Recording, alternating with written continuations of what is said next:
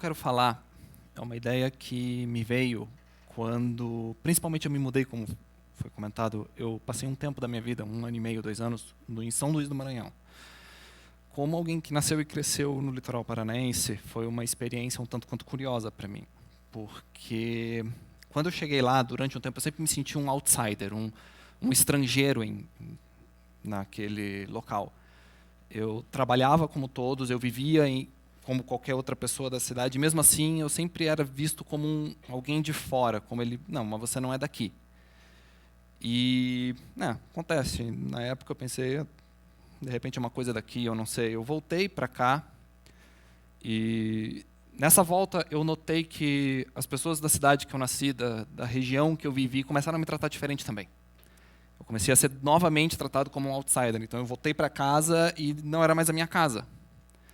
Eu achei isso um tanto quanto curioso e ao começar a pesquisar mais sobre esse assunto, eu entrei em contato com este tema, com essa ideia que nasceu principalmente com vários antropólogos contemporâneos, que é uma raiva que nós, como grupo social, criamos do outro. Essa ideia gira em torno de 2 princípios fundamentais. O princípio do o que é raiva e o que é o outro. A raiva é um sentimento mais visceral, é algo mais simples, humano, que todos nós sentimos. Ela pode se tomar de várias formas. Ela pode ser algo tão simples quanto uma indignação, porque nós presenciamos uma injustiça ou um ato que nós consideraríamos errado. Pode ser uma repugnância com algo ou alguém, principalmente quando a gente vê algo que nós consideramos absurdo ou abominável. Ou pode ser algo bem leve, como aquela simples frustração que a gente tem quando comprou um produto, chegou em casa e, putz, não está funcionando. Agora eu vou ter que voltar lá para o lugar, fazer reclamação, ou abrir a geladeira, pô, iogurte, adoro, tá estragado. É uma pequena frustração. Então é algo normal, humano, que você não tem que se sentir raiva ou se sentir acomodado de, putz, eu sinto raiva. Não, é normal nosso. Já o conceito de o outro é um conceito consideravelmente mais complicado. Tem diversos acadêmicos do meio da antropologia e da sociologia que falam disso extensamente. Para quem tiver curiosidade, antropólogos como Malinowski ou Vilas Boas, procurem esses caras e vocês vão ver artigos e livros especificamente falando sobre isso. Mas no contexto geral, de uma forma mais grosseira, o outro é qualquer um que não seja nem você, nem o grupo que você faz parte. Então, literalmente, o estrangeiro, aquele que é o outro. E um ótimo exemplo disso é que o outro não precisa também, inclusive, ser alguém diferente.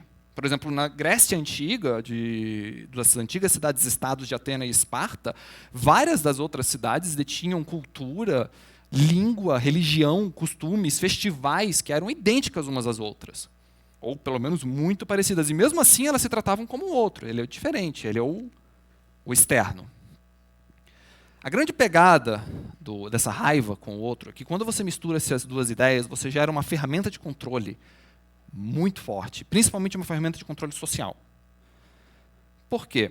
Porque você consegue, quando você faz o teu grupo sentir raiva de outro, você consegue fazer com que ele deixe de olhar para si mesmo.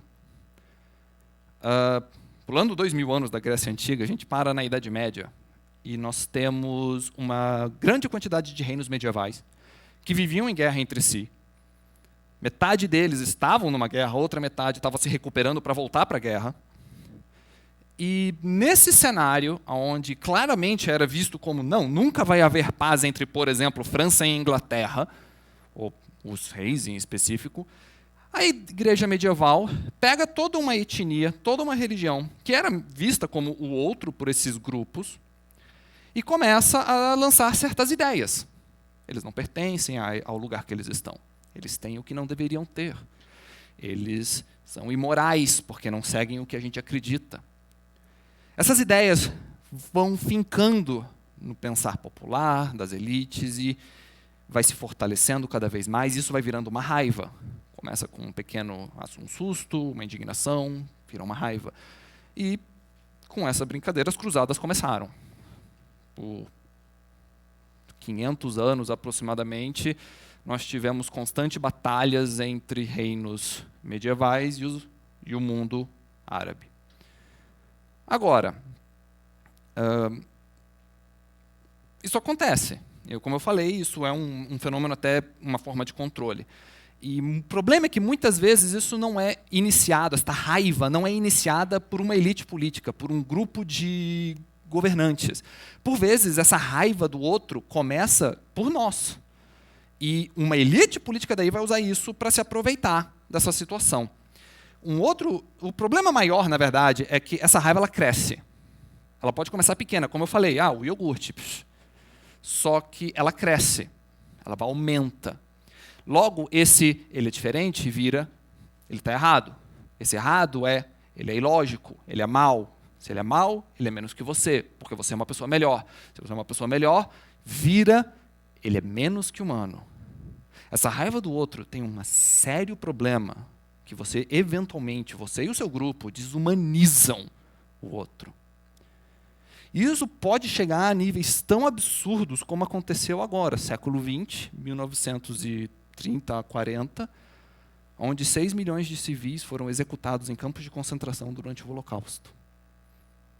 E a justificativa era que eles não eram humanos, não eram nem gente. E esse é o segredo da raiva perante o outro, esse é o pulo do gato. Essa raiva não é emocional. Ou pelo menos não é o que a gente fala para nós.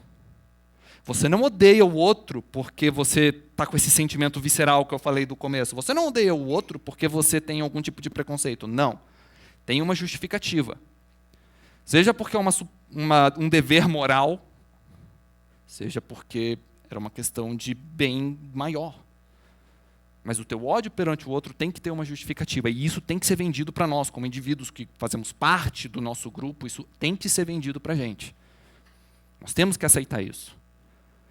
Claro, até agora eu também estou falando de exemplos como 3 mil anos atrás, no início de sociedades urbanas, e também, ou agora de uma sociedade consideravelmente autocrata. Mas isso é um problema que persiste e infecta democracias também. Mesmo a democracia, que é um sistema que foi até certo ponto criado para evitar esse tipo de coisa, a democracia moderna foi criada para evitar esse tipo de situação, isso pode acontecer porque nos infecta num nível muito fundo. Na década de 60 e 70, houve um medo nos Estados Unidos, que era o fantasma do comunismo. Teve essa Guerra Fria, que ninguém aqui não sabe o que foi a Guerra Fria, e em cima dessa justificativa, toda a sociedade americana, e muitas vezes o governo nem era tão responsável, mas eventualmente ele entrou na brincadeira, toda a sociedade americana começou uma caça às bruxas a um certo outro. E esse outro era quem? Qualquer um que tivesse uma filosofia de vida ou política mais próxima do socialismo ou do comunismo. Não importava que eles eram americanos, born and raised. Para todos os efeitos, eles eram esse outro errado que quer nos destruir. Afinal, por que eles seriam socialistas e comunistas num país que está em guerra com a União Soviética, indiretamente, que é isso que eles são. Eles claramente querem nos afetar. Eles estão querendo nos agredir. Nós temos que fazer isso para nos defender. E, de novo, são coisas que nos infectam tanto, que quando você radicaliza essa ideia, felizmente lá não foi tão radicalizado, embora tenha sido sério, se você radicaliza o suficiente, você gera situações como a da África do Sul, que até 1994, 25 anos atrás, ela passava pelo apartheid, que, para quem não conhece, foi um período, uma lógica social que eles criaram para dividir completamente pessoas negras de pessoas brancas. Radicalmente. Era crime você conviver com alguém que não pertencesse à tua raça. E isso foi vendido para a população como, é justo, é certo. Quero dizer, vocês não são científicos, vocês não sabem o que é eugenia. Hoje a gente vê isso como um absurdo, claro, mas você tem que vender isso para aquele pessoal e você se justifica com o que você tem na época. O problema de toda essa questão é que também está nos afetando muito, principalmente aqui na nossa sociedade. É uma ameaça. A raiva perante o outro é uma ameaça à sociedade como um todo, à nossa organização como um todo e à democracia. E todos nós fomos afetados por ela. Esse é o ruim.